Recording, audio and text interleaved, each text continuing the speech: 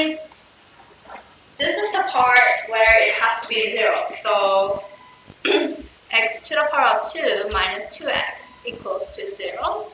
And then if we have x in common, if we take it out, then we'll get x times x minus 2 equals to 0.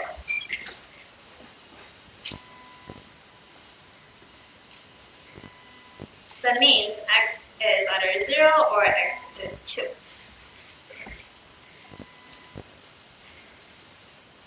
And then note that we can also find a critical point where the function is not defined.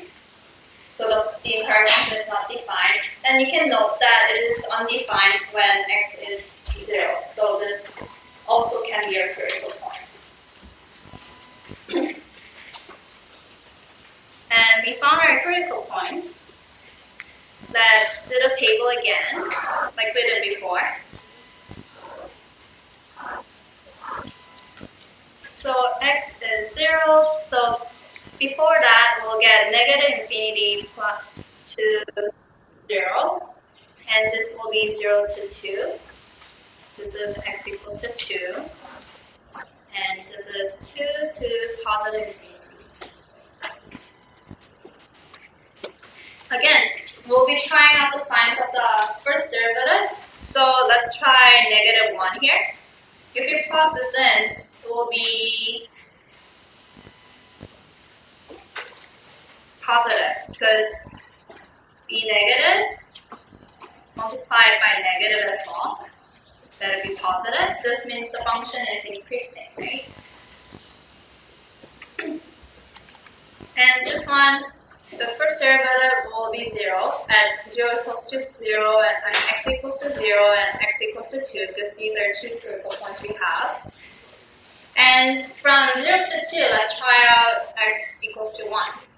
If we plug in 1, then we'll get positive minus negative, times negative, then we'll get a negative derivative, which means the function will be decreasing.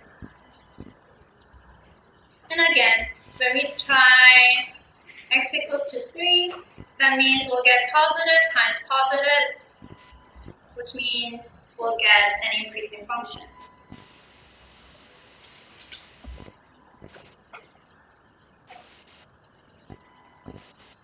So, when we have increasing function and then decreasing function, that means we'll get a local maximum. So we'll have a local maximum at x equal to 0. And when we have a function that's decreasing and increasing, we'll have a local minimum. So this is local max, and this is local min. And well, you are not allowed to use a graphing calculator during the exam or any calculator.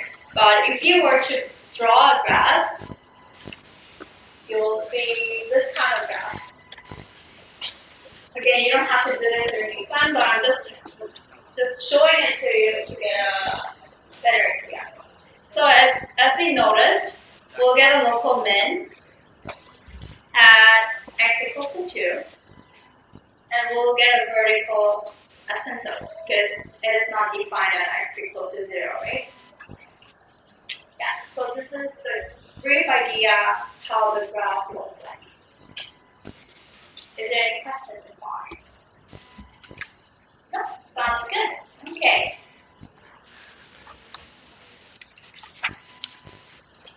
And we'll move on to the second derivative.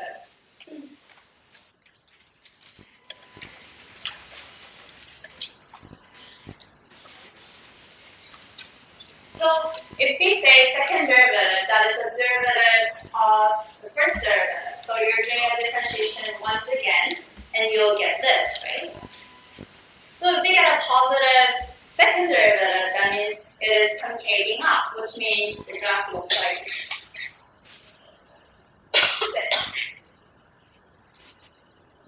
And at this point, we'll be seeing local min or max, if that's concaving up. Local min, right? And if you have a negative second derivative, that means we'll be seeing a graph that's concave down. Looks like this.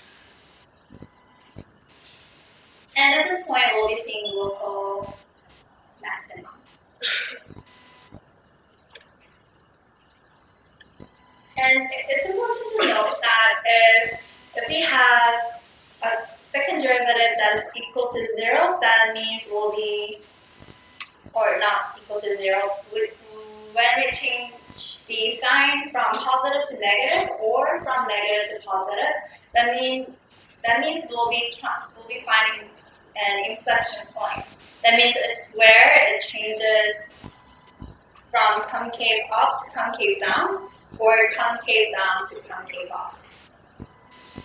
So this will be your inflection point.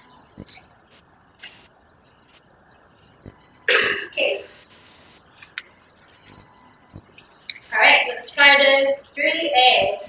Consider the function f of x equals to 9 times x to the power of 4 minus 12 times x to the power of 3 minus 18 times x to the power of 2 plus 36x plus 9.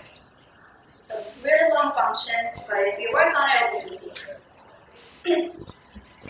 So if we try to get differentiated, that means it's 36 x to the power of 3 gives this is 4 times 9 to the power, and then times x to the power of 3 minus 36 x to the power of 2 minus 36x plus 36. This will be your first derivative. And we were asked to determine if they're concave up or concave down. So at this point, we have to find a second derivative. So let's do the differentiation again.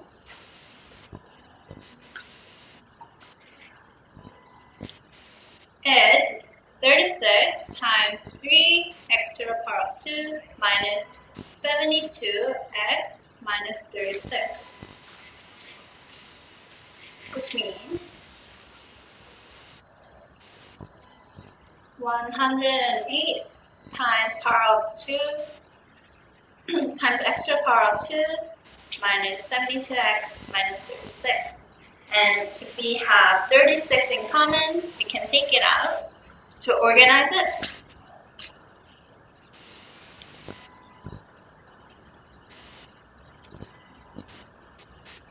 We'll get to it.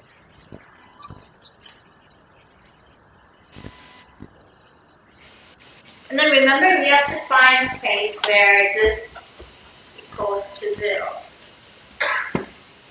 So if we solve this polynomial,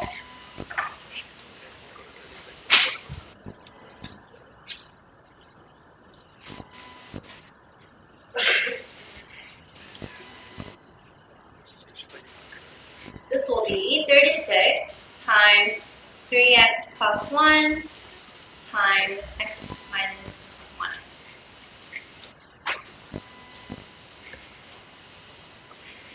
If we set this equals to 0, that means x will be negative 1/3 and the other x will be 1.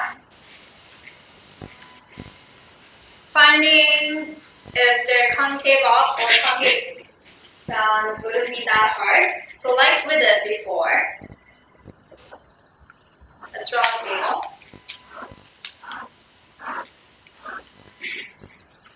Sorry.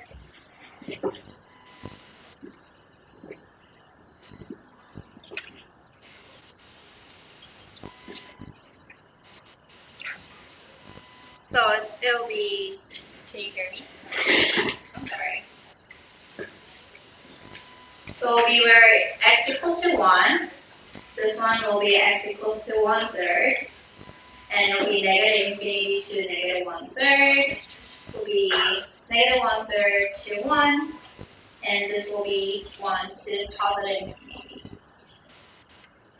For this one, let's try negative 2. If x is negative 2, that means our second derivative will be positive because this is negative 6, so negative 5. And then this will be negative 3, so you're multiplying negative by negative, which will result in a positive number. This one will be 0. This one, let's try x equals to 0. That means you're plugging in 0 over here, so you get a positive 1. And you're multiplying it by negative 1, which means you'll get a negative number over here, right? And this will be 0 as well. And if we try 2, that means we'll get a positive number again. So if the second derivative is positive, that means it'll be concatenating up.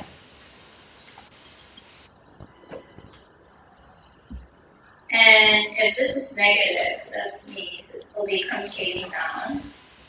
And again, if it's positive, it will be concatenating up.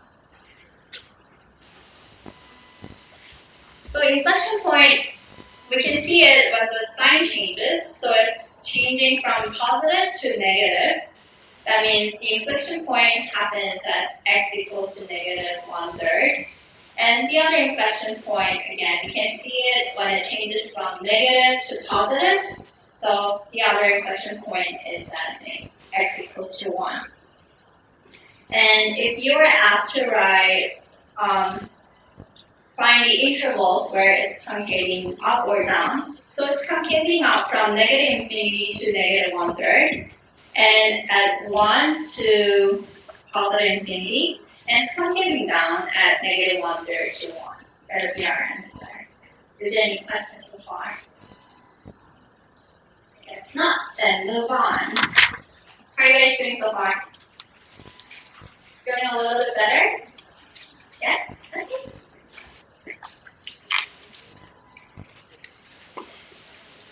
Okay. And here we go again. They're asking us to find a local maximum or local minimum using second derivative test. So assume that you have found some critical points by using the first derivative test. So that's where first derivative is equal to 0. But at this point, you're trying to use second derivative to determine. In our example, it's a different number. It's 9/x. Oh yes, I changed it like right before today. Sorry. Well, the updated version will be up today with the solution. So yeah, bear with me today. Thank you. Thank you for letting us know as well. Yeah. Yeah. So you were trying to find a critical point by using the first derivative, and now you're using second derivative test to determine if they're local maximum or local minimum. And you know that if second derivative is positive, it's concatenating up, so you'll be finding a local minimum. And if the second derivative is negative, then it's concatenating down, that means we'll be finding a local maximum. And if this is important to know, if we have second derivative that's equal to 0, that's inconclusive.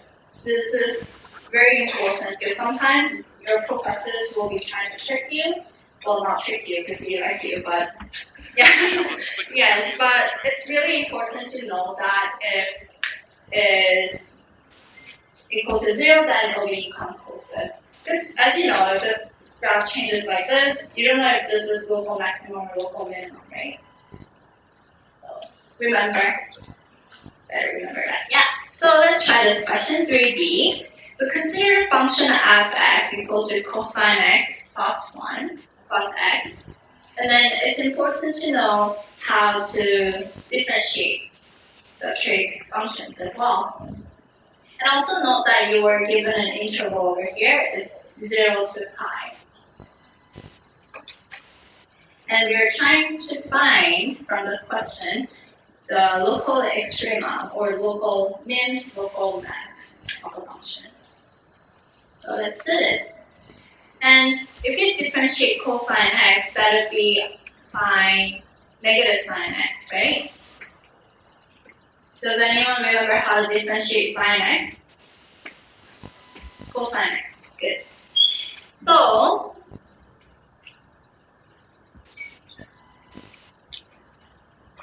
if we differentiate the function, we'll get negative sine x plus 1. And remember we are trying to find a critical point at this point, so we have to set this to 0. And then we're trying to find where sine x equals to 1.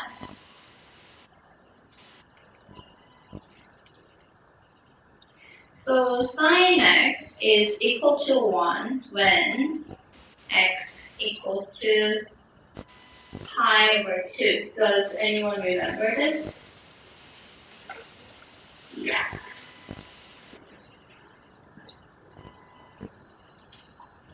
So, and let's find the second derivative. Second derivative is negative cosine x. Is everyone okay with this? Yeah, and then if you plug this in, because we're trying to find if this is local maximum or local minimum, right? So if we plug this in to the function, we'll get negative number.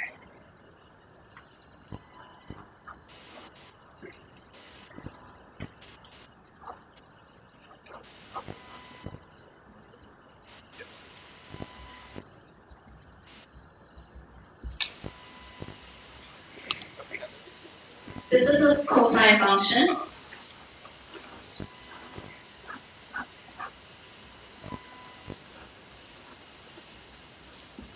This is your sine function. Yeah, when I was at your age, well, I'm not that old, but when I was doing math, this is all I remember for the trig function. So this is the cosine function, and this is the sine function. This is 1, negative 1, and it'll be easier for you to remember. So if it's sine pi over 2, we are over here. No, over here, the new sine function is at 1. We got it right.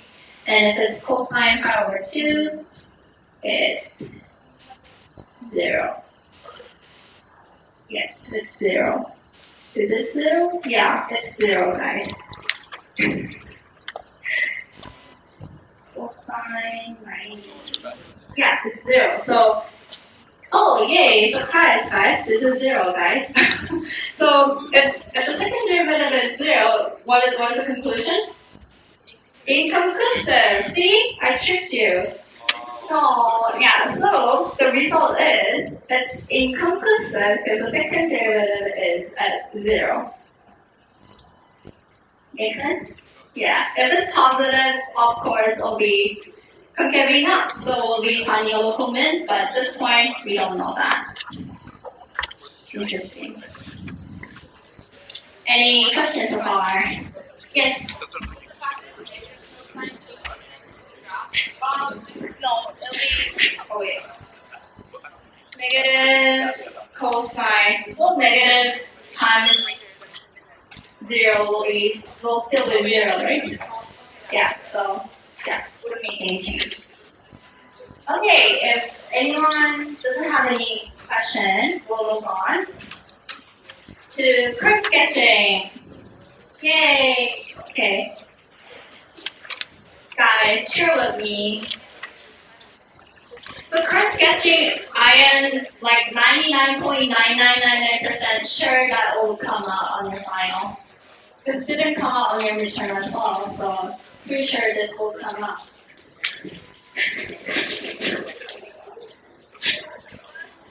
Any problem or are you guys okay? Yes. Because we said that's what you get.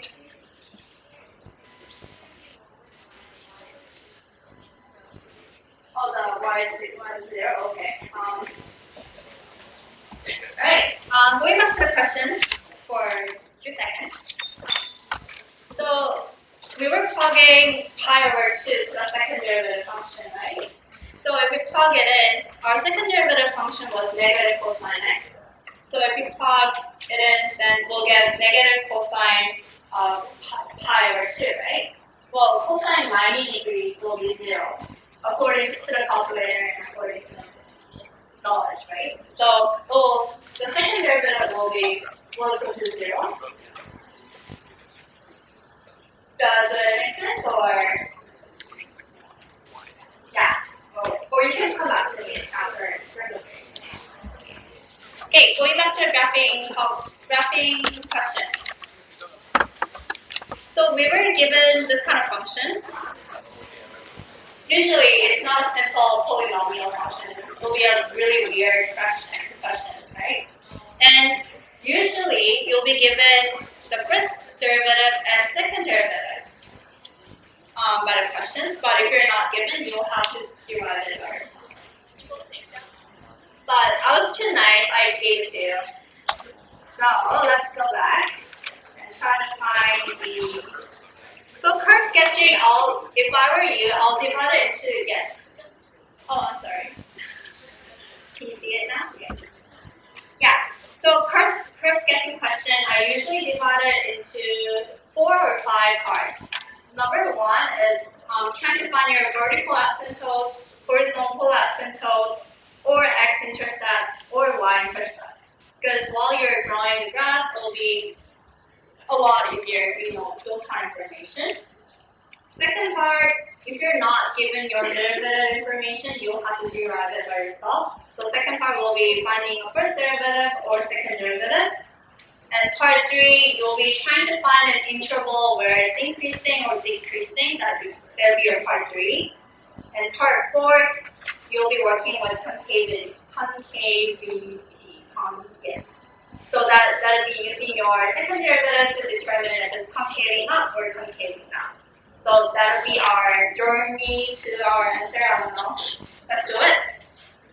So part 1, we are trying to find x-intercept. Does anyone have an idea how we should find it? X-intercept is, you can find it by setting the function to 0.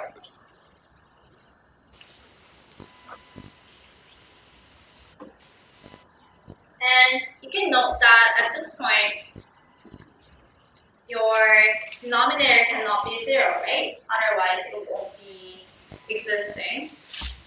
That means this part has to be 0.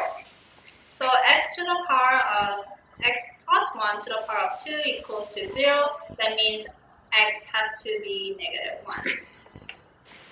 This will be your x-intercept.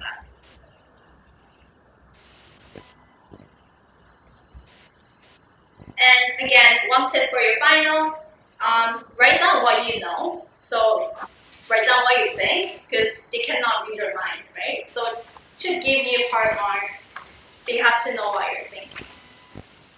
And let's find the y-intercept. Y-intercept is easier to find. Set x to 0. So we'll be trying to find f of 0, right? So it's 1 to the power of 2 divided by 1, which means it'll be 1. So this is your y-intercept. Is everyone following? Okay. And how about vertical asymptote?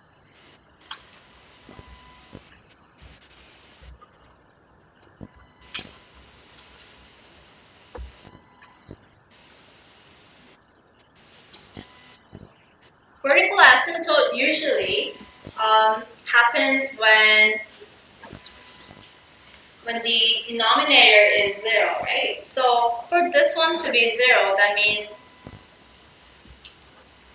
x squared has to be negative 1 at this point. Is there any case where can it be negative when you square a number? No, right? Because when it's negative 1 to the power of 2, that means it's 1. So this denominator cannot be 0 at this point. So the vertical asymptote doesn't exist, which is good, because it makes it easier for you to draw, right? Horizontal asymptotes. This one usually occurs when x is going to infinity. If you see this, Does anything click you? Limit function, right? So, see, we're reviewing everything today.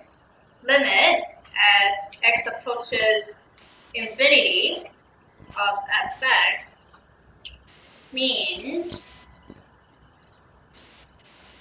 x plus 1.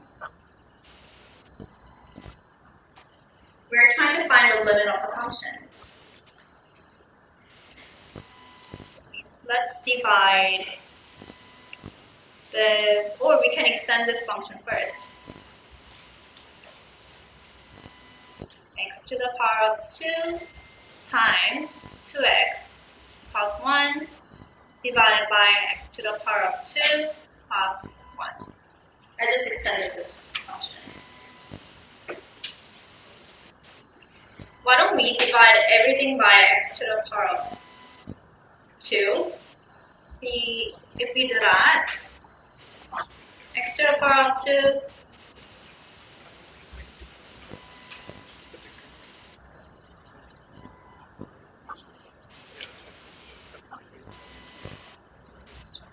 Okay. Let's do this. So this will be 1, because we were dividing x to the power of 2 by x to the power of 2. And how about this one? This will be 2 over x.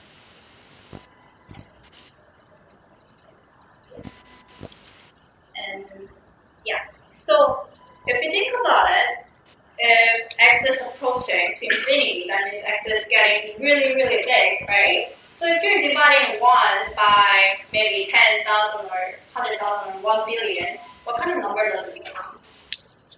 To 0, right? Because you're dividing something by a really big number.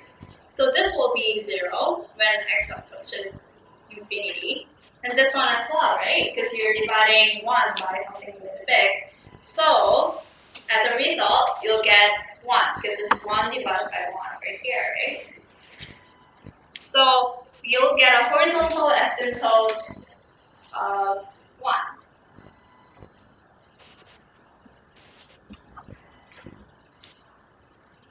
That means if you happen to draw a graph, you'll find an x-intercept that's -1 and y-intercept that's 1, something like this. And there will be no vertical asymptote, but you'll be finding a horizontal asymptote where y equals to 1. So something like this, right? Or something's approaching 1. But we don't know that yet until we figure something out. And I'm running out of space. So, paper. Is everyone done with the thing? Okay, then we'll move on to part 2. Part 2, we were trying to find the first derivative or second derivative, but we were given it. So we were okay. We're good for now.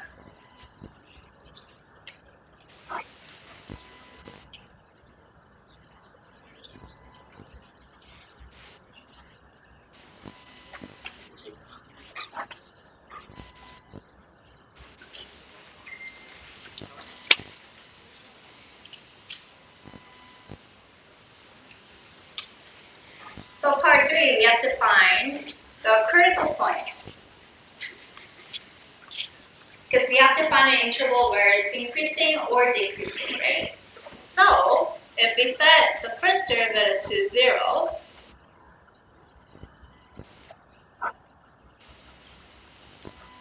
again, cannot set this one cannot be 0, right? Because otherwise the function doesn't exist. So this means that 2 times 1 minus x to the power of 2 will be 0.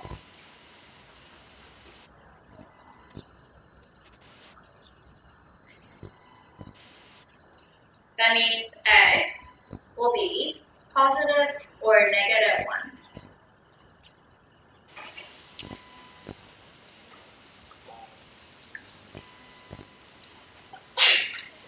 So, like we did before, we'll draw a little graph.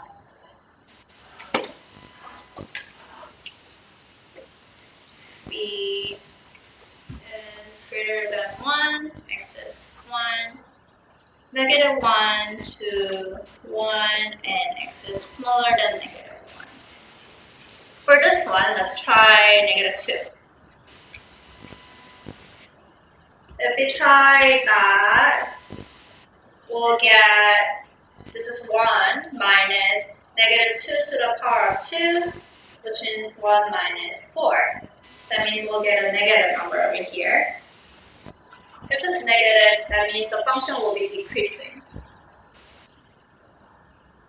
And for this one, let's try 0. That means it's 1 minus 0, that means it's positive. It will be increasing. And this will be a critical point, and I forgot there will be -1. And if you try x equals to 2, that means it will be a negative number because it's 1 minus 4, which is -3, right? So from the table, we can see that it's decreasing, increasing. There will be a local min, and there will be a local max.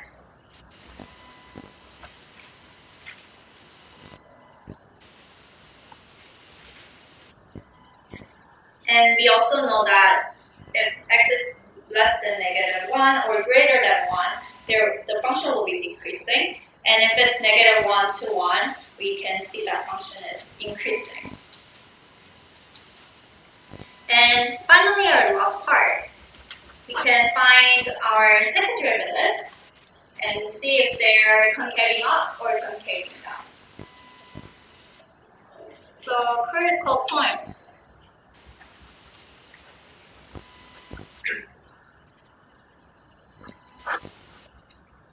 We're given this kind of information, and if we set this to 0, then we can see that x will be equal to 0, or x will be plus minus square root of 3.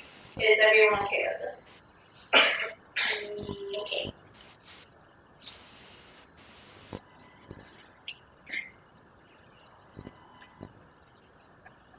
Again, then let's do the table again. So this will be x is less than -3, and -3 to 0.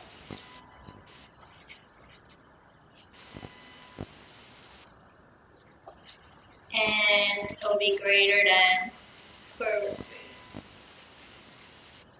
And now we are plugging the number into the second derivative function. For this one, let's try x equals to -3. Then that means we'll be getting a negative number, right? Because you're multiplying a negative number by a positive number. So this is concaving down.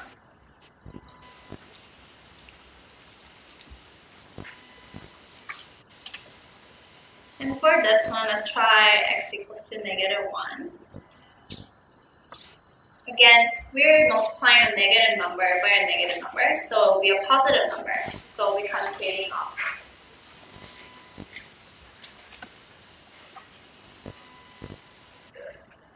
And for this, we'll be plugging in, maybe, let's try x equals to 2.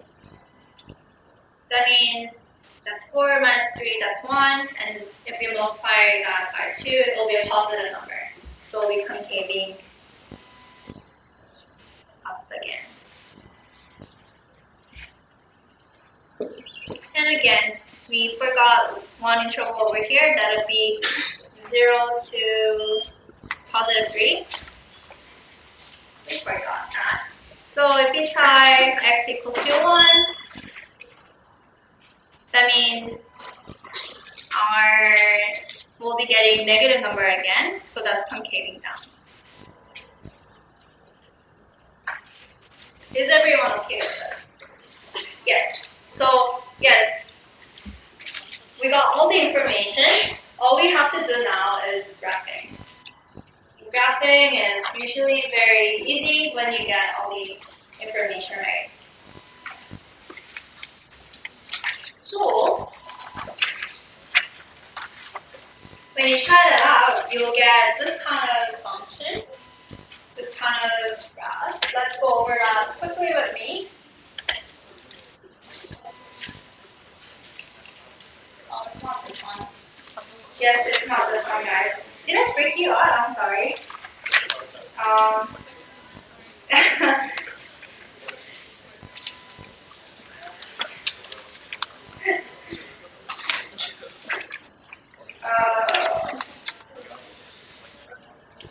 yeah. Oh, here you go. Here. And on the solution package, I included two graphs to make sure that you know what's going on. So from the graph, we know that at -1, we got the x-intercept, and at this area, at 1, we got the y-intercept. And I zoomed it out to see if there's any horizontal asymptote, and we can all see that it's approaching 1.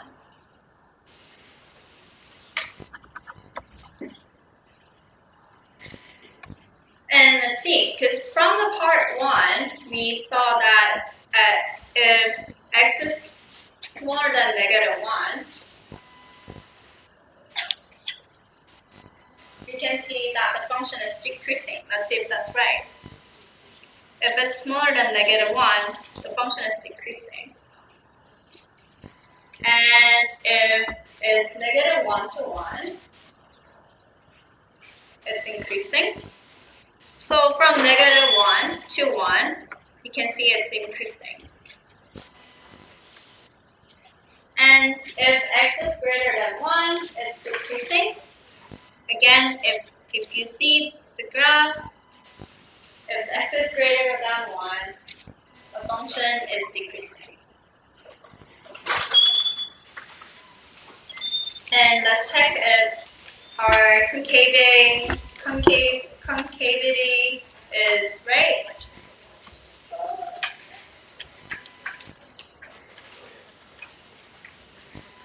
If x is less than square root 3, that means it's concaving down.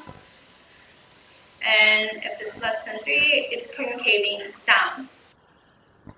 And it's concaving up, and you can see it's concaving down again. And you can see it from the smaller graph as well. So I guess professors are telling us the truth, right? If you see the graph. And if you were to graph this would be the answer you have. And this was a similar question I had on my final, so I'm assuming that you'll be getting a similar one. Sounds like a great plan. Good. Okay. Yes. Pardon? Question on what? Oh, I cannot tell you like with 100% certainty, but from my experience, I'm not sure. I'm assuming that you won't get it. Yeah, but don't rely on me that much. Yeah, but I was looking to the math club, and I'm not allowed to tell you what will be on the test, but how do you that's my guess. But it's really good. It's always good to kind of take a look at it before the final, so you kind of know what's going on, right? Why don't we take a 10-minute break now, or 5 minutes, because we're all done with the first derivative and second derivative, and after on, we'll be going over linear approximation as well. And while you're doing that, please fill out the feedback form if they have them. Do you have it? Okay. Could you fill that out for me as well, please? Thank you. And I'll see you in about 5 minutes. Thanks, guys.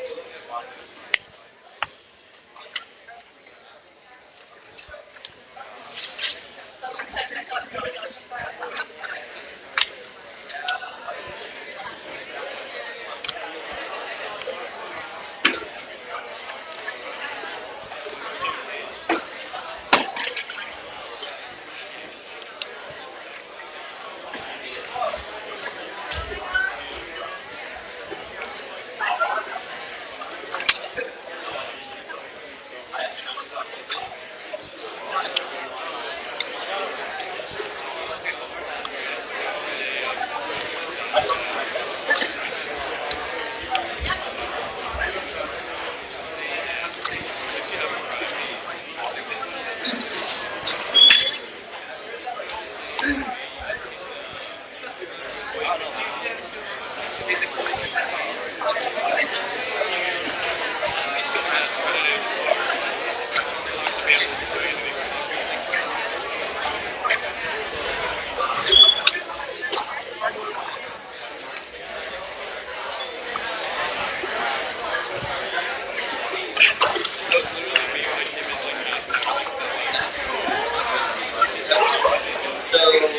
did we just sort of cancel out everything because yeah. So why don't we just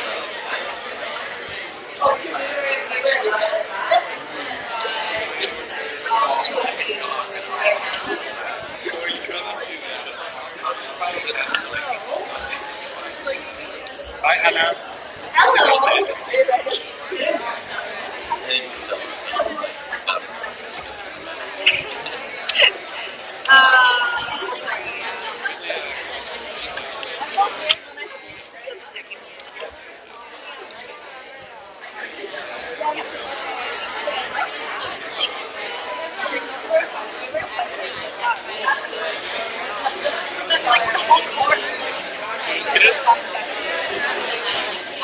right. Well, why don't we also cancel out everything? So this will cancel out too, and then what are we missing?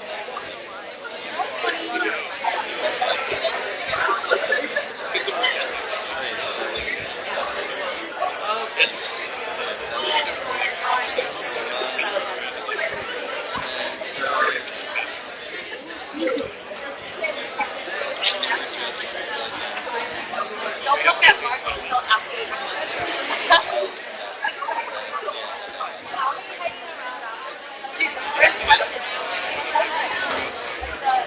The LCU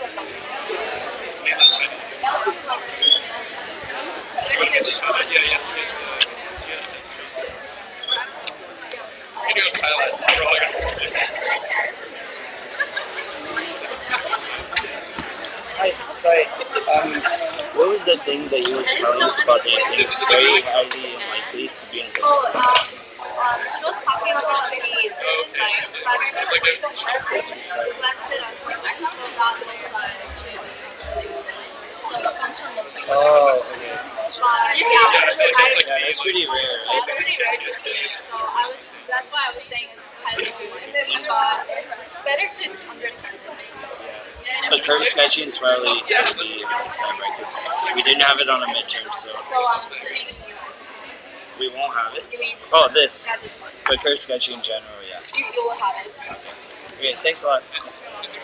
Can I see the answer real quick from the question for? Question for Yeah. purpose, yes. Yeah, can I see the concavity real quick? You mean the graph? The concavity. For cavity? Yeah.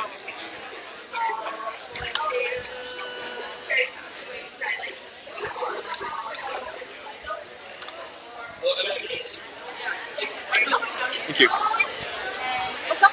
Okay. So I was.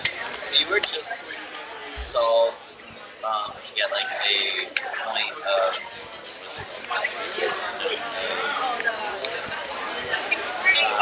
Critical point. Critical point. Yeah. So, but then you just plug the critical point into the second. So if it's a local max or a local min, you take whatever critical point and plug it into the second derivative, and then that will give you. So this will us what? So we just plug it into there, and that tells us. Sure, right? Oh, okay, but if we left it zero.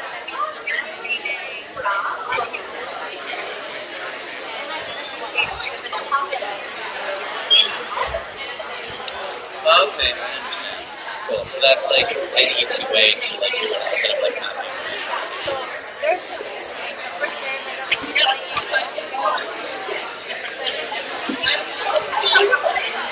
Thank you. right. So you can either choose like a point to the left or right of it, or you can Are you going to be posting what you've written before? You will be? Oh. this will be on. Oh, okay. Is it on like the Facebook? Yeah, so it's on Facebook. Okay, perfect.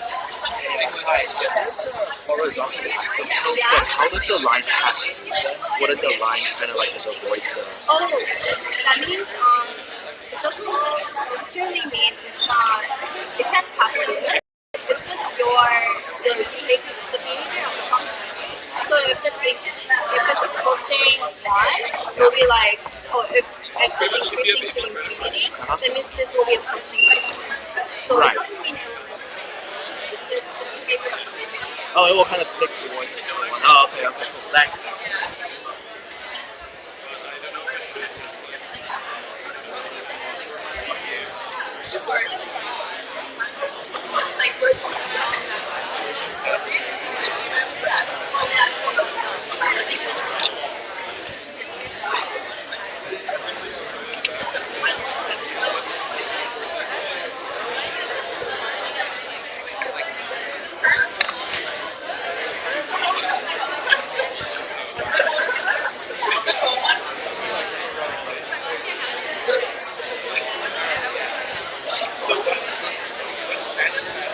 So just kind of like you said yourself.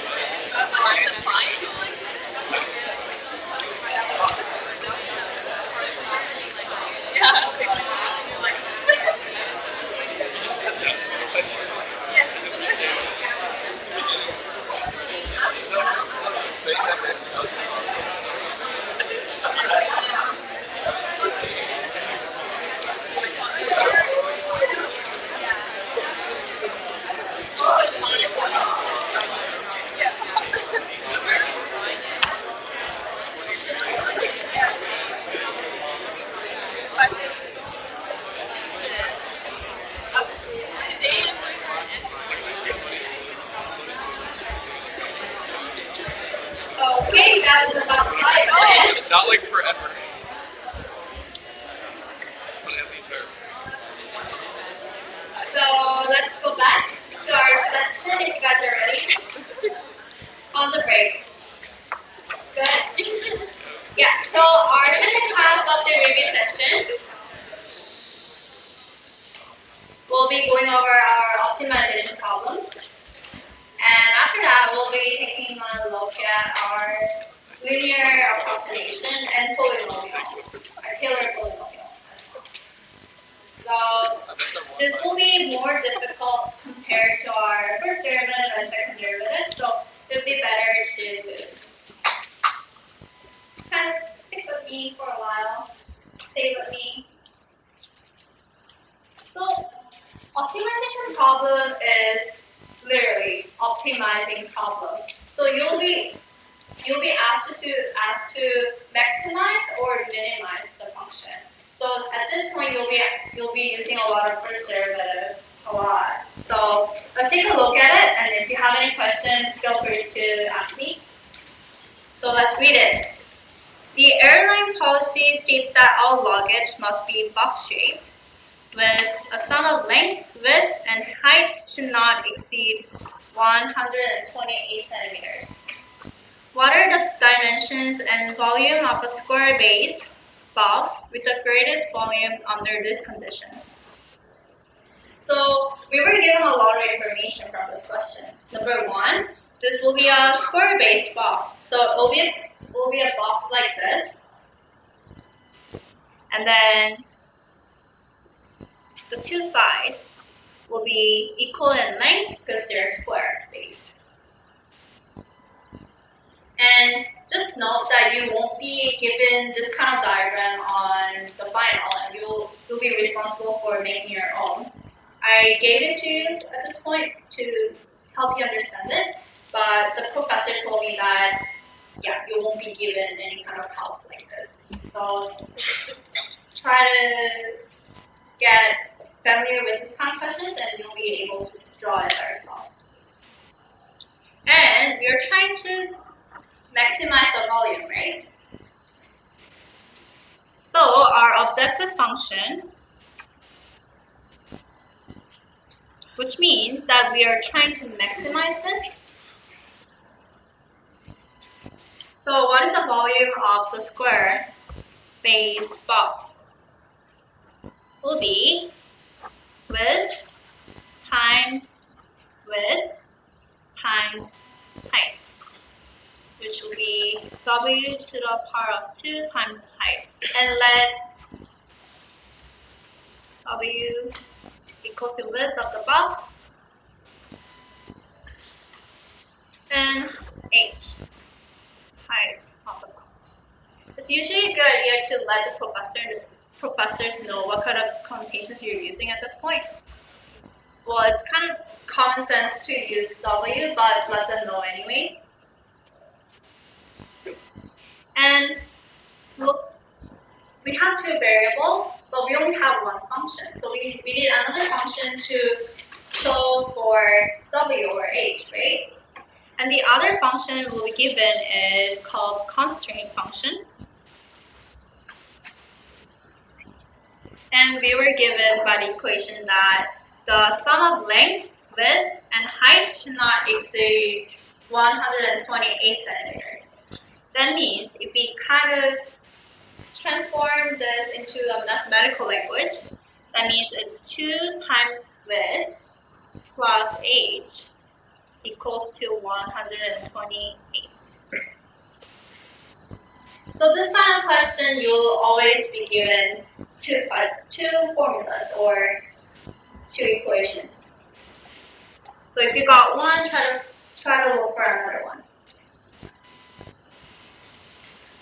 Let's solve for h. H equals to 128 minus 2w. Why don't we plug this equation into the volume function we have? So v equals to w to the power of 2 times 128 minus 2w.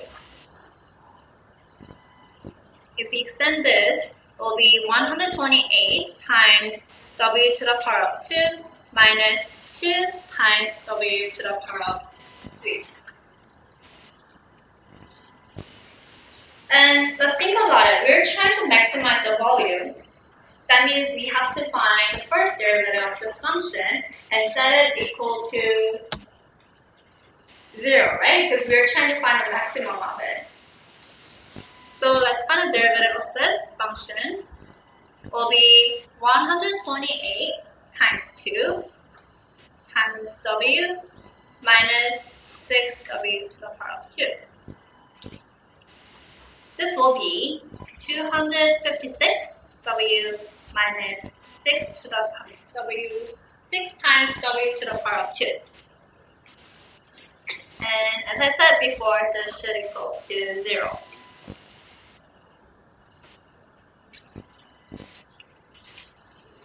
If we kind of organize this function,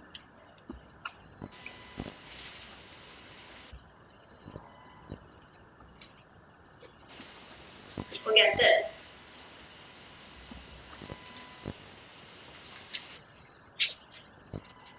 So that means w will equal to 0, or 128 minus 3w will equal to 0 as well.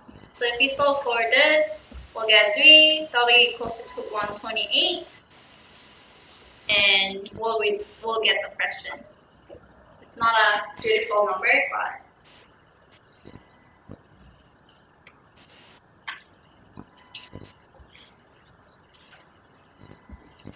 but if we kind of think about this, if we have a width that's equal to 0, this doesn't make any sense, right?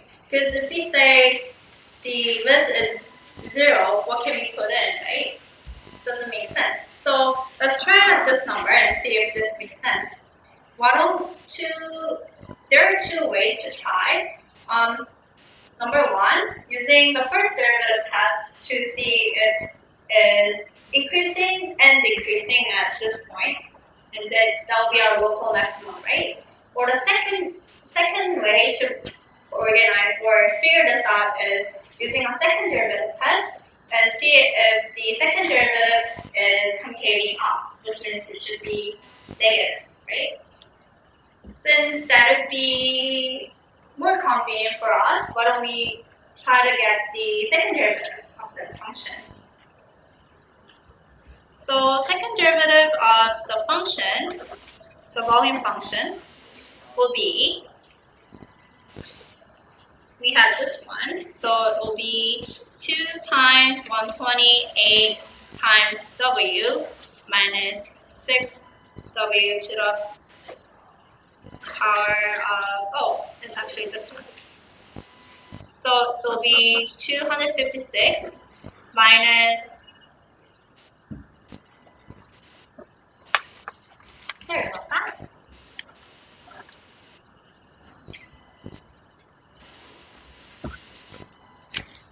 So it will be 256 minus 12w. This will be our second derivative function.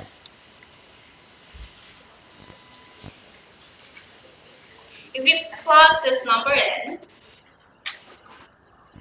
we'll get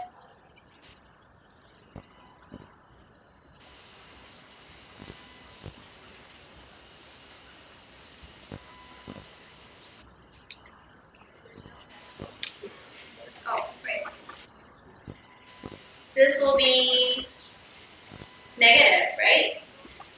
Because if we think about this, this is 4 times 128, but this is only 2 times 128. So this will result in a negative number as we expected. So this will be maximizing it because it will be completely down. So the width that they will be maximizing the volume will be 128 divided by 3 centimeters. And don't forget the question. We're trying to look for a greatest volume. So we have to plug this in to the volume function. So if we plug the number in, then we'll get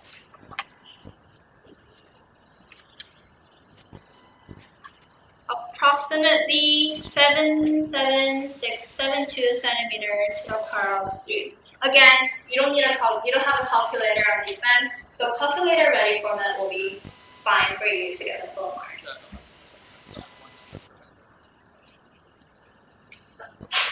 Is everyone okay with this? Okay. Alright. And optimization problem, we usually have it. We usually get it on the final. So it'll be a great idea to get prepared for that. So question 5B is another optimization problem. And usually optimization problems, there are 2 kinds of problems. 1, length or volume. 2 is weight or speed. And this is a speed type of question again. So let's read out the question and see what we can do with this. So Henry has a boat on the lake, which is 4 meters from the point A on a straight shoreline. The point A is 6 meters from a restaurant on the shore, and Henry wants to row the boat straight to a point B on the shore and then walk along the shore to the restaurant. If he walks at 3 meters per hour and rows at 2 meters per hour, which is kind of odd, he can walk faster than you row.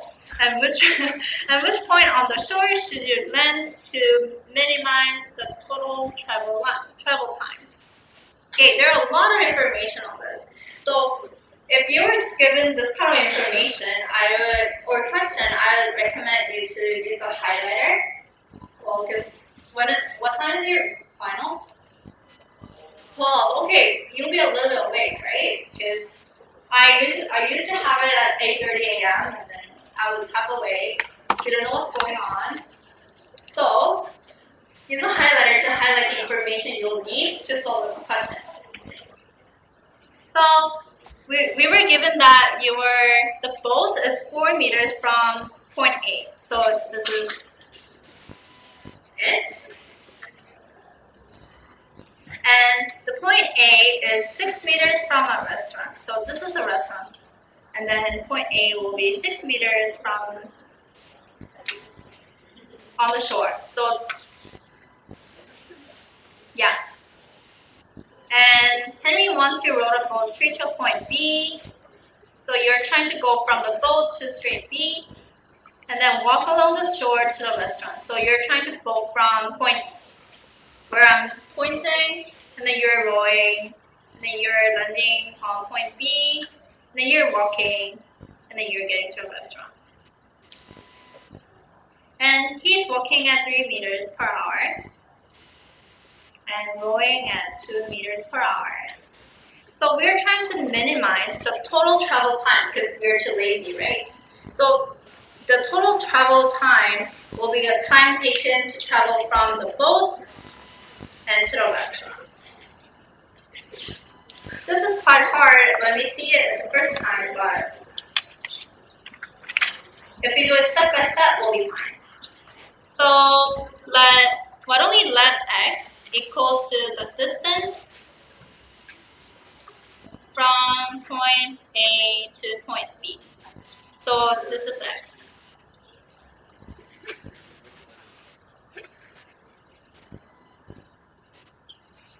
And then our total distance, we row. So we're trying to figure this out, right? If we say this is the right triangle, what can we use? So Pythagorean theorem, right? So if it's 4 to the power of 2 plus x to the power of 2, and then this is total distance rows to the power of 2. Then our total distance rows will be square root of 4, so 16, plus x to the power of 2.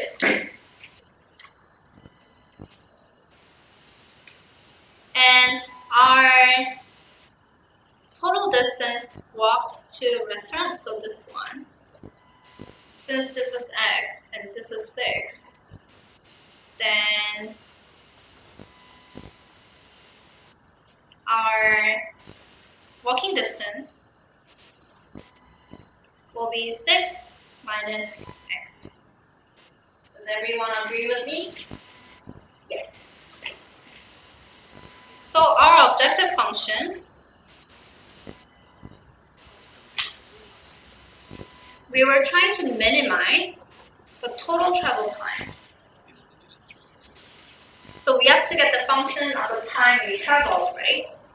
So we have to remember that it's distance, so the time is distance divided by speed.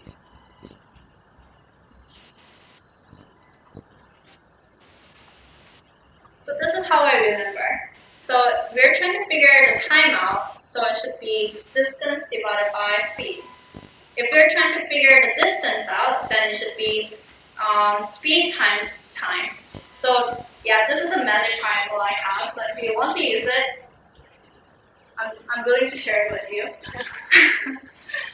Okay, so our total travel time,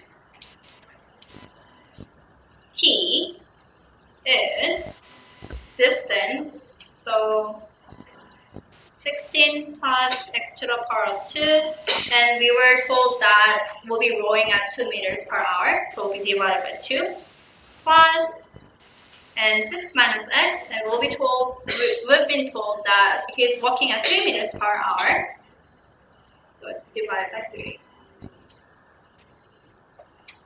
And before we try to solve this question, is there any other constraint we have on x? Can the distance be negative? No, so it should be greater than 0. And we were told that from point A to the restaurant will be 6 meters, right? So can x be greater than 6? No, so it should be smaller than 6. So this will be the additional constraint we have for the question. Let's solve this. Extra sheet of paper for this.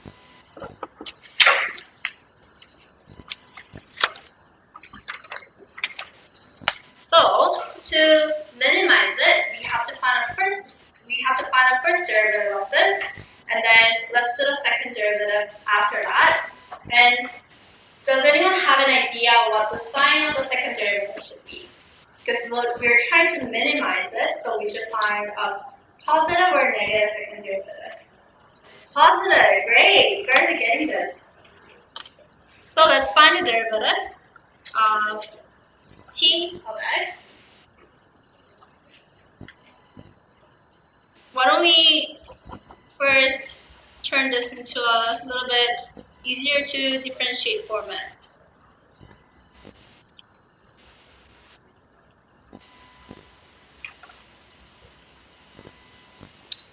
Okay, so this will be 1/2 times 1/2 plus 16 plus x to the power of 2 to the power of negative 1/2. And then remember, this is a chain rule, right? We have to differentiate this as well. So it will be multiplied by 2x. Plus, since this will be 2 minus 1/3 x, will be minus 1/3.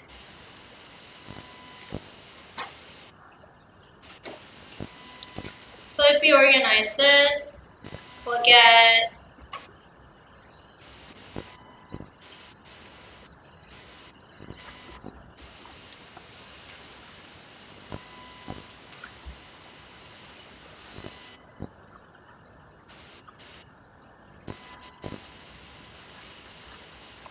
this as well.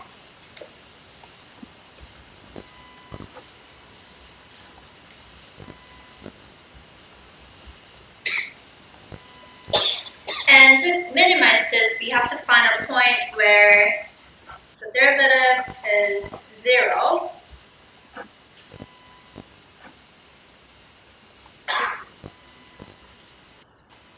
And we have to solve for this. So if we move this to the left, that's 1/3 equals to x over 2 square root of 16 plus x squared. And let's multiply everything by 2. That's 2 over 3 equals to x plus x to the square x squared. And then why don't we try squaring the both sides? Then we'll get 4 over 9 x to the power of 2 and 16 plus x to the power of 2. It's a long way.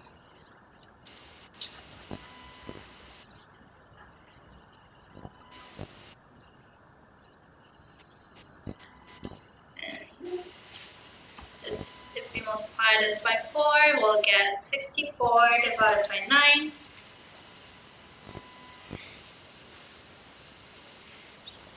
Plus.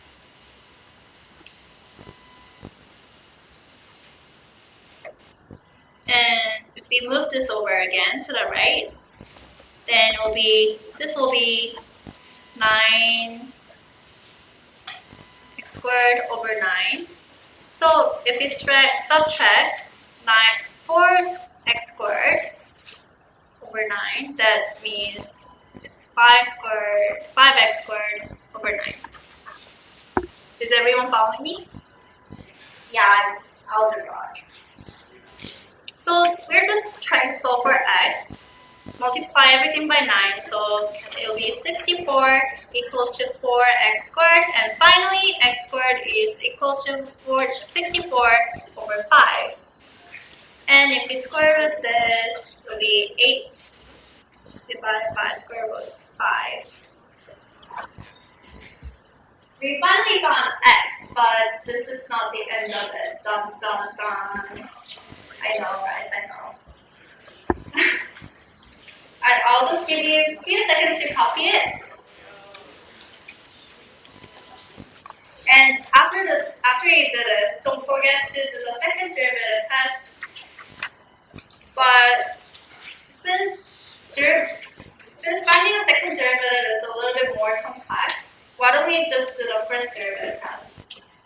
good for you? Yeah. Let's do that. So, like we did before, let's form a table. So it will be x equals to 8 over square root of 5. This will be our critical point. And we are trying to find, remember our range? It should be greater than 8 over square root of 5, but smaller than 6, as we talked about it before. And this will be 0 to 8 over square root of 5. Why don't we try 1 over here, and for this one, maybe let's try x equals to 4. If we plug this into the first derivative function we have,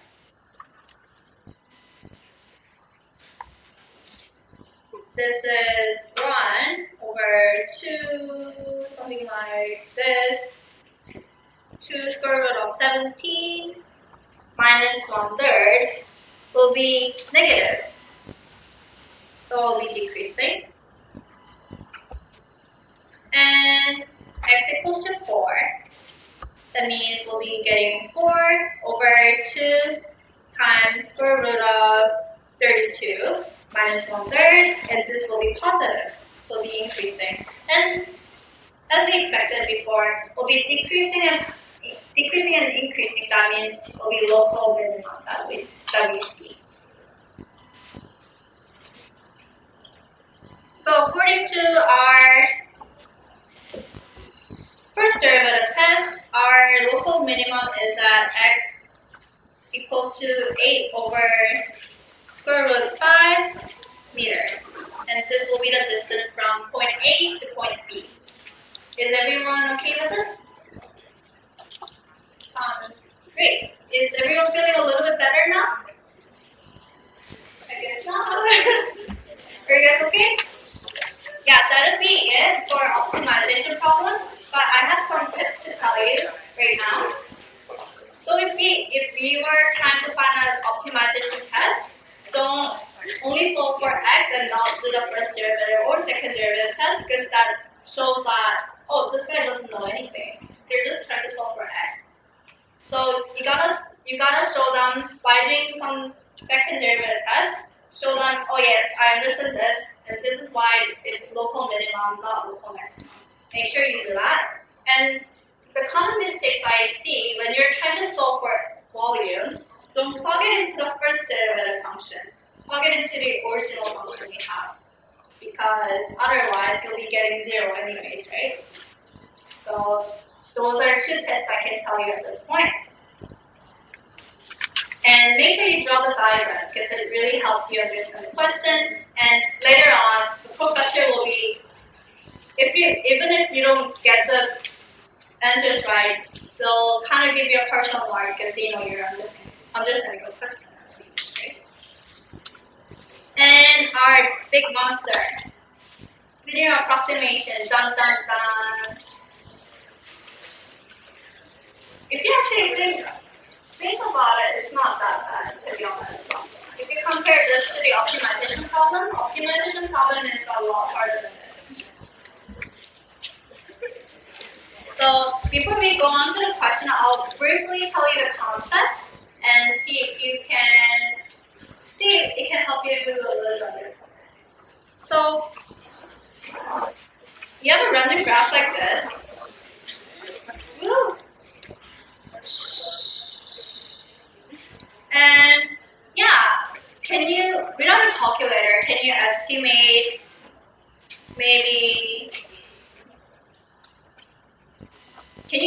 estimate the value of this, to be honest? Without the calculator, what can you do? Nothing, right? So at this point, you're like, okay, I don't have a calculator, the professor doesn't let me use it, so what can we do about this? You're trying to maybe approximate it by using a linear approximation, maybe by drawing a linear graph. So usually the linear graph or linear function is ax plus b, right? And A should be your slope. And how do you get the slope of the function? Derivative, differentiation, right? So by maybe deriving or differentiating the function, you'll get the slope of it. So your linear approximation the line will get the similar slope. And by plugging x in, you're trying to find yx, because the linear graph and the function will have the same value of yx. What happens if you move a little bit and trying to find maybe xa, and you're trying to approximate the value of y of xa? Do you think using this line will be helpful at this point? No, right? Because you're trying to approximate the value of here, but your line will go from this point to this point. Even if you approximate it, it will be far off from the actual value, right?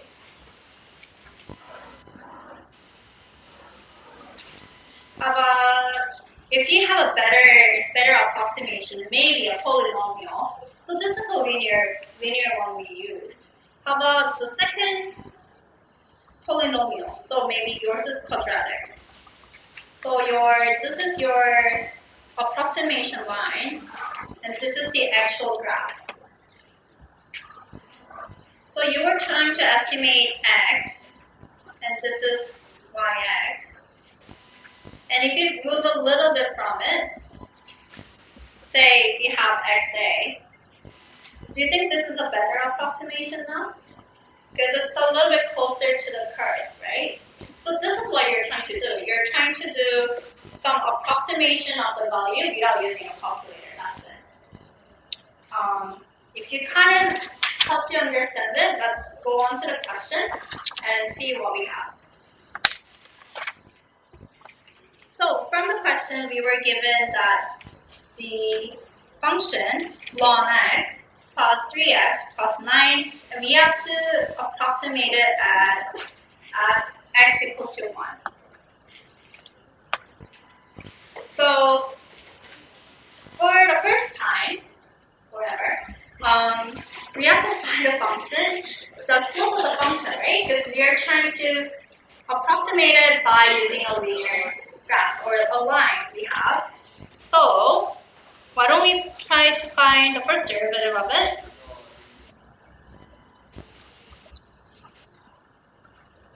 So the derivative will be, how do you differentiate ln x?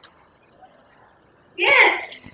Somebody remembers. Yeah, it's 1 over x plus 3. This will be your slope. And what is the slope at x equals to 1? So you just plug in x equals to 1 over here, right? So f prime of 1 will be 1 over 1 plus 3, which is 4.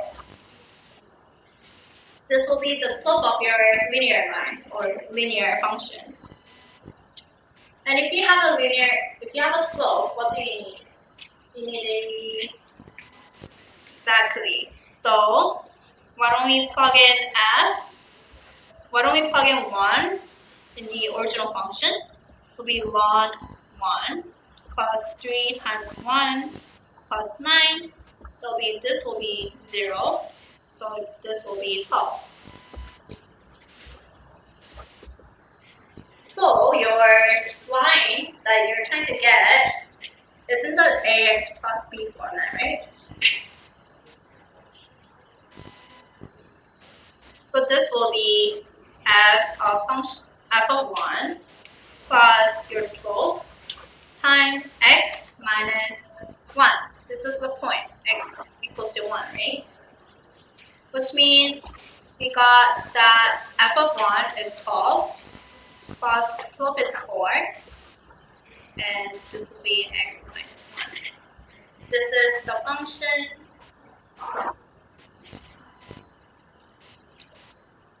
you'll get to approximate the value. Is there any question? No. Okay, then why don't we go over to time, we were trying to, we're not trying to get the function over here, but we were told to approximate the value. So it's 3.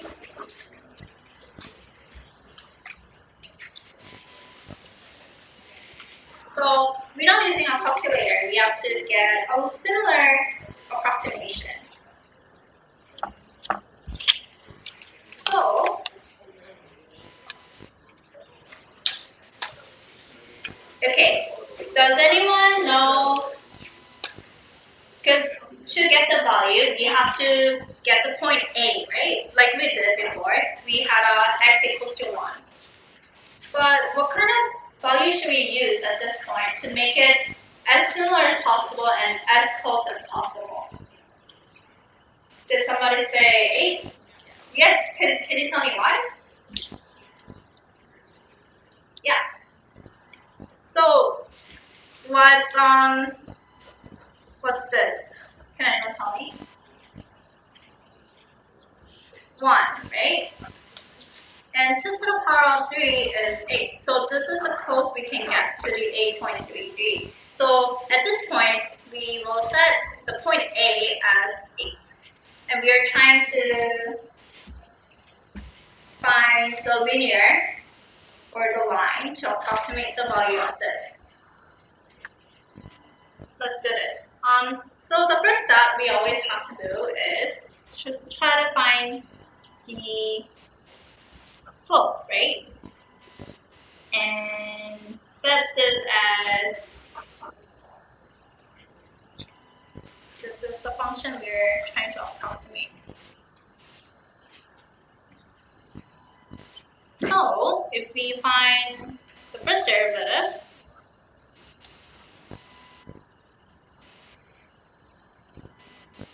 and we set this is x equals to 8.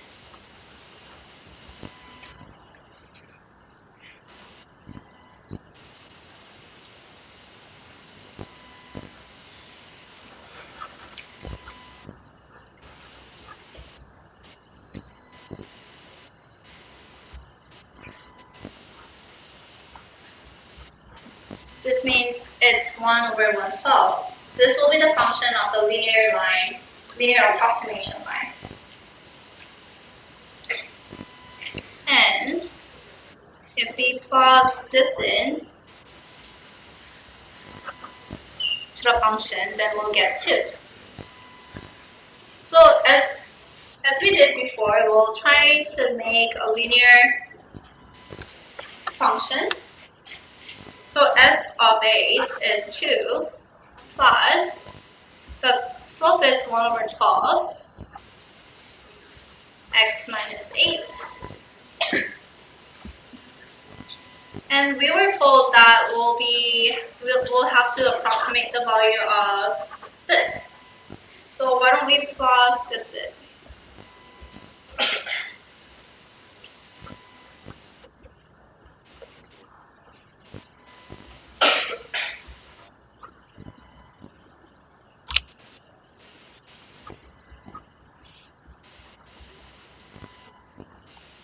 Yeah, and yes. It's kind of ironic that you need a calculator to do this as well. But I'll just give you a brief idea. This will be 2.0275. And if you actually use a calculator to approximate the real function we have, it's 0.027. So this is the value we got by using a linear approximation, and this is the real value of the function. So as you can see, they're pretty close, right? Yes. So the calculator ready format will be great at this point. So this is all you have to write down for your answer. Sounds good. Is everyone okay now? Okay. So Taylor polynomial.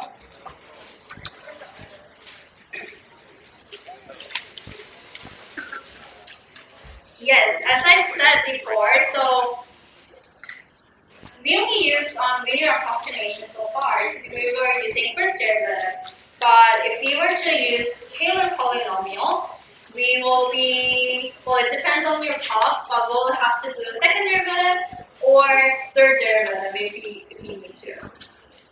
But it was kind of rare to ask you third derivative as well. So the maximum it could get to is the second derivative from my screen. Unless something new happens. So it's really important well, it's really funny because it's really easy to memorize a function. Do you know what factorial is? Okay, then why don't I tell you factorial before I go over the question? So if it's k factorial, this means 1 times 2 times 3 times dot dot dot to k. If it's 1 factorial, that's 1. 2 factorial means 1 times 2. 3 factorial means 1 times 2 plus 3. How about 5 factorial? Can anyone tell me? Exactly. So 1 times 2 times 3 times 4 times 5. This is called 5 factorial. So if we were told that it's k factorial, it's 1 times 2 times 3 times 4 dot dot dot times k. And we are using quadratic approximation to estimate ln 1.33. So quadratic approximation means that we'll have to go to the second derivative, right? Because quadratic usually means this. So we were given that we have to approximate ln of 1.33. Does anyone know how close we can get from now? If I say this is ln 1 plus 0.33, can we approximate the value of ln 1? Yes. So this will be the point where we'll be using. So x equals to 1. Or why don't we say that this is a function of ln 1 plus x, and x equals to 0. Does this make sense as well? Yeah. So assume that we know ln of 1, and then we're just setting 0.33 as x. We're trying to estimate the value. Sounds good? Okay, so if we say f of x equals to ln of 1 plus x, then we'll have to find the first derivative of this, which means, and this is a chain rule as well, right? But if we find the derivative of 1 plus x, what do we get? 1. So it doesn't really matter at this point. And we were told, we decided that x equals to 0 at this point, right? So this will be 0 plus 1, be 1 over 1.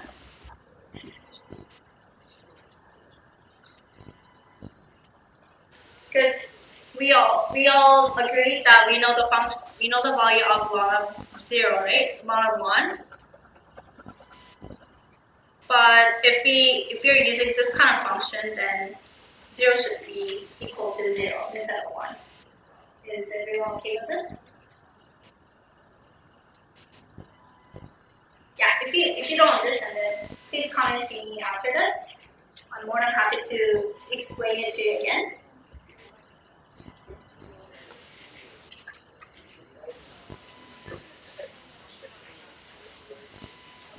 Yes, and then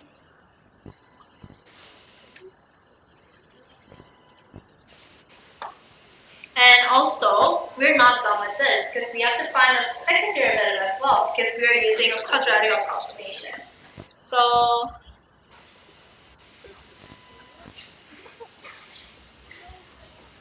Is everyone okay? So if we differentiate the first derivative, we'll be finding which is this. Yes. And the second derivative of 0, which is this, will be negative 1.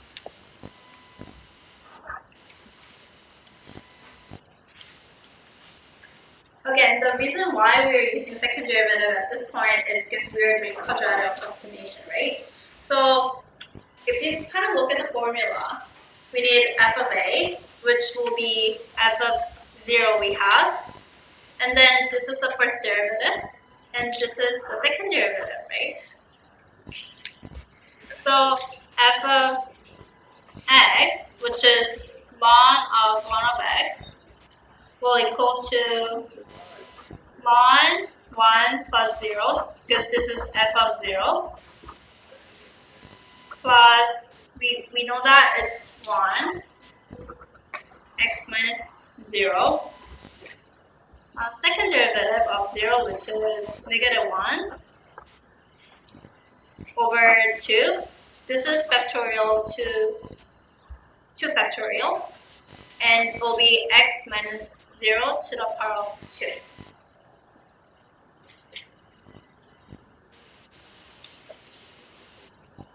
We were just trying to follow this formula we have.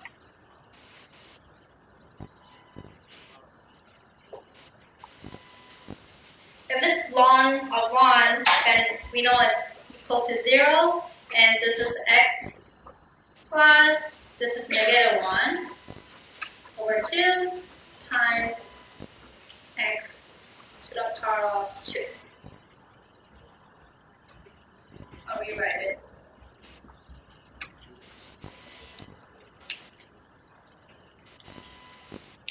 So this is the function we'll be using to approximate the value of ln of 1.33.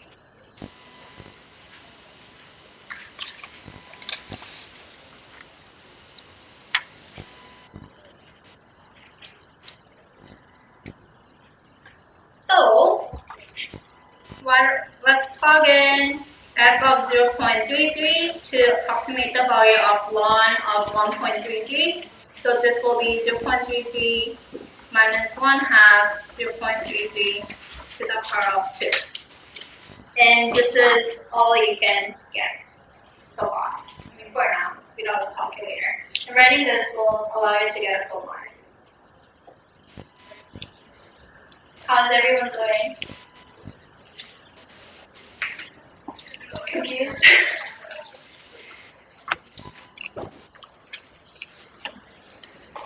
Okay, then that was our Taylor polynomial.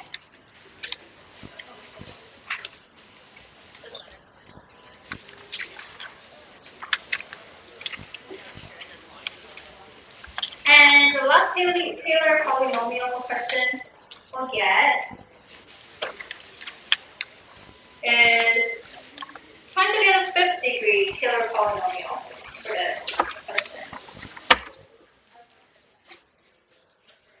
So if we say fifth degree, how many derivatives do we have to do for a fifth degree polynomial? For the linear, we did first derivative. For the quadratic, we did second derivative. So if we need fifth degree polynomial, then we'll need to do how many derivatives do we have to do?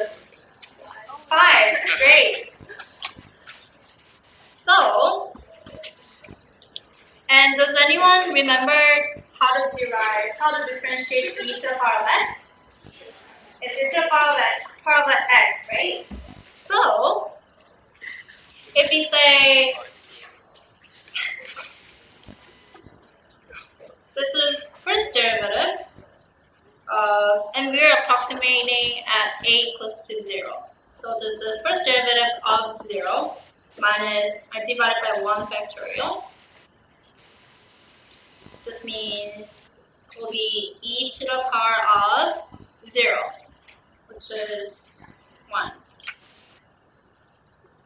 And c2, which is the second derivative of 0, and we'll be dividing it by 2 factorial, which is 1 times 2 equals to 2. And again, this will be e to the power of x, and we're plugging 0 in, and we're dividing it by 2, which means it will be 1/2.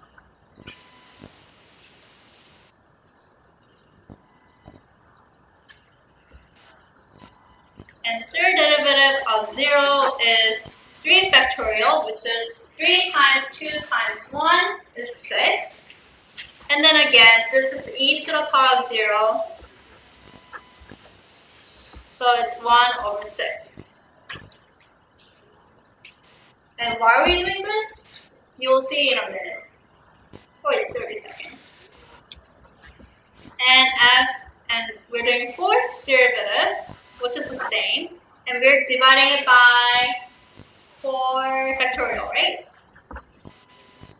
So this will be e to the power of 0 divided by 4 times 3 times 2 times 1. That's 24. So this is 1/24. Last one. C5. This is function fifth derivative of 0. And this is we're dividing it by 5 factorials. So this is e to the power of 0 divided by 120, which is 1/120. And we're trying to use these to make an approximation equation or function. So remember when we were using the linear approximation, we were doing the y-intercept plus the slope times x minus 1, right? X minus a, point A. But at this point, we were doing 5. So the polynomial we have is what's f of 0 again? 1, right? So 1, this is f of 0, plus, this is the slope, 1 times x minus 0, right? Because this is the point we are using at this point. And plus, this is the slope for the quadratic, x minus o to the power of 2. And we're going on with this, the slope. And this is the power of 3. Plus 1/24 times x to the power of 4. And lastly, it's 1/120 multiplied by x minus 0 to the power of 5. And this will be the polynomial we'll be using to approximate the value of the curve. And if you organize this,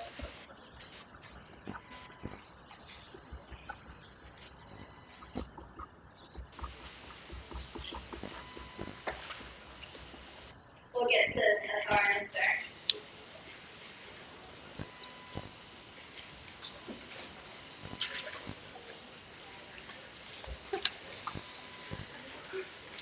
Again, if you have any question regarding this, please let me know after the session. I'll be happy to go over with you again. And if you guys are done with this, we'll move on to part 8. And this will be the last part of our post-midterm materials, and you're free to go after this.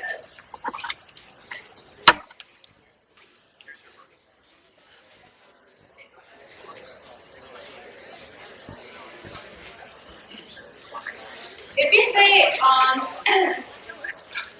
you say arc sine x, that means we're looking at the inverse of sine x, right? So arc sine x equals to inverse sine x. If you're trying to find an inverse, then you're switching y and x, right? So if it's, for instance, if we have a polynomial called x squared plus 3x, if we want to find an inverse of this, we want to change y and x. That means y becomes x and x becomes y. So if you were to find an inverse, that means x equals to y squared plus 3y. Right? Same for sine x. If it's sine x and we want to find an inverse, we are changing that into sine y. But somehow it got a special name called arc sine x. Special girl right here. Yes, sorry. So is everyone okay with the inverse, the concept of the inverse? Yeah. Then we were trying to differentiate arc sine x.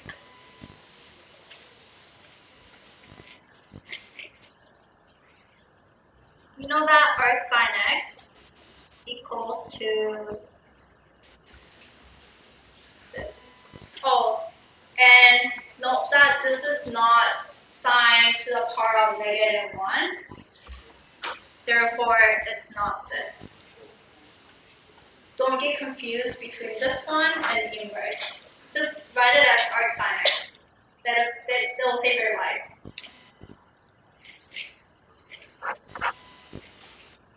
So let y equals to arc sine x. And we know that arc sine x is inverse of sine x. Then what is the inverse of arc sine x? Sine x, right? So why don't we find an inverse of arc sine x? So this is sine y.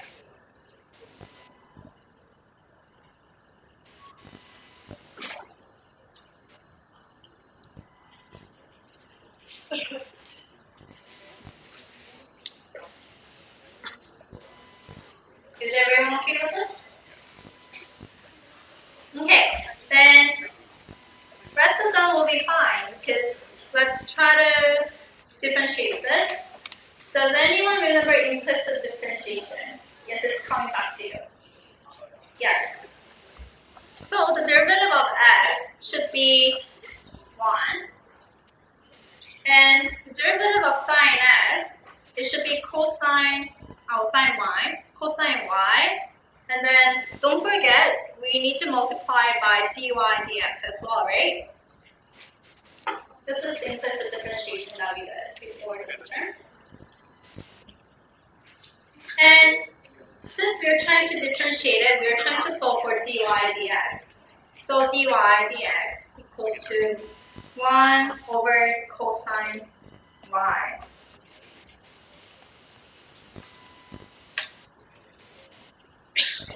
And this is not the end. Why don't we try drawing a triangle? This is angle y. And this is 1x, and this is 1 minus x squared. This makes sense because if we use Pythagorean theorem, this is x squared plus 1 minus x squared is 1. This makes sense, right?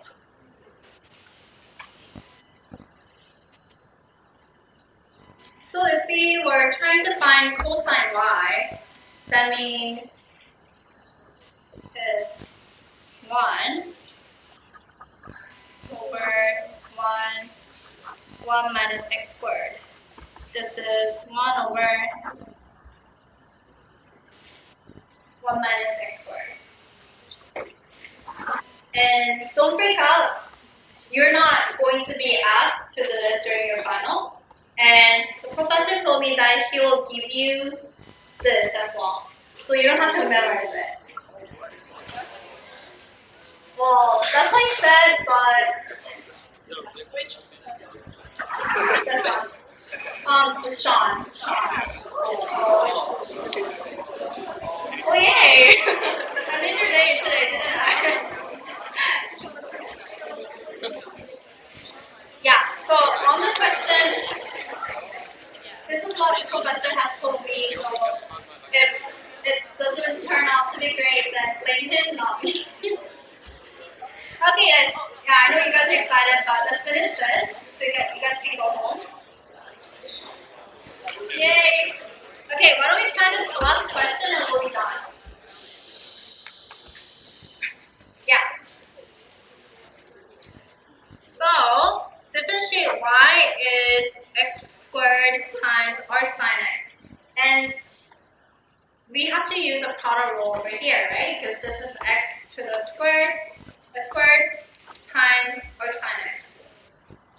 So, if we were trying to differentiate it, this is 2x, we differentiated x squared, times arc sin x, plus x squared, I'm tired today, and we know that we were given that the different derivative of arc sin x is 1 over square root of 1 minus x squared.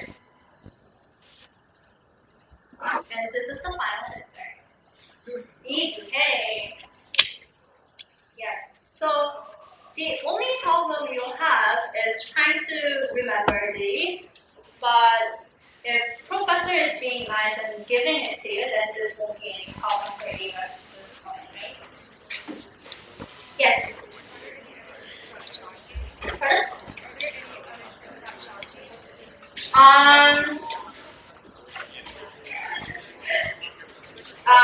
I think I've given out all the stickers to you.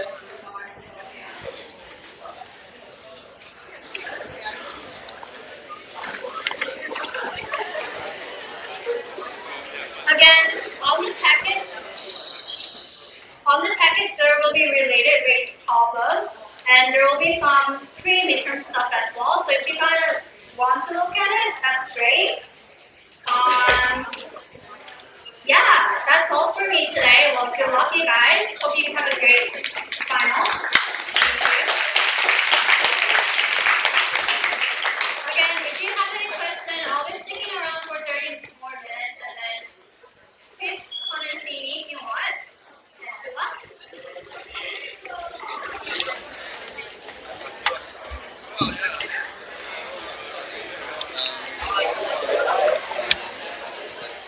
X squared also 7. That means you have to use and you can also find out. Right, so but like when you have our sin here, so we have x squared minus, would it be squared? Or would it be 7x? You're having 49. So it would be 7 to where it would be like this. Yeah, 7x. 7 and 7x. And then it would be times 14. Oh no, right.